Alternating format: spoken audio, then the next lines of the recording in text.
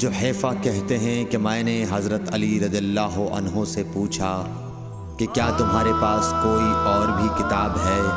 انہوں نے فرمایا کہ نہیں مگر اللہ کی کتاب قرآن ہے، یا پھر فہم ہے جو وہ ایک مسلمان کو عطا کرتا ہے، یا پھر جو کچھ صحیفے میں ہے۔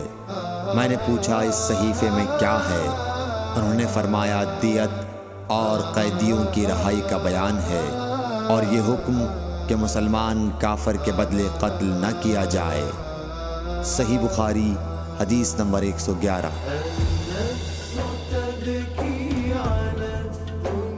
قبیلہ خزاعہ کے کسی شخص نے بنو لیث کے کسی آدمی کو اپنے مقتول کے بدلے میں مار دیا تھا۔ یہ فتح مکہ والے سال کی بات ہے۔ رسول اللہ صلی اللہ علیہ وسلم کو یہ خبر دی گئی۔ آپ نے اپنی اونٹنی پر سوار ہو کر خطبہ پڑھا اور فرمایا کہ اللہ نے مکے سے قتل یا ہاتھی کو روک لیا۔ امام بخاری رحمۃ اللہ علیہ فرماتے ہیں اس لفظ کو شک کے ساتھ سمجھو۔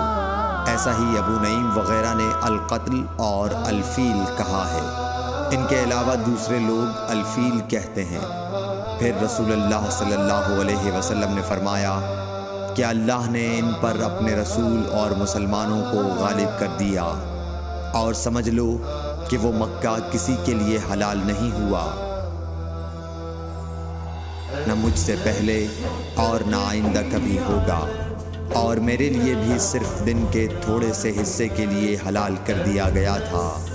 سن لو کہ وہ اس وقت حرام ہے، نہ اس کا کوئی کانٹا توڑا جائے، نہ اس کے درخت کاٹے جائیں، اور اس کی گری پڑی چیزیں بھی وہی اٹھائے جس کا منشا یہ ہو کہ وہ اس شے کا تعارف کرا دے گا۔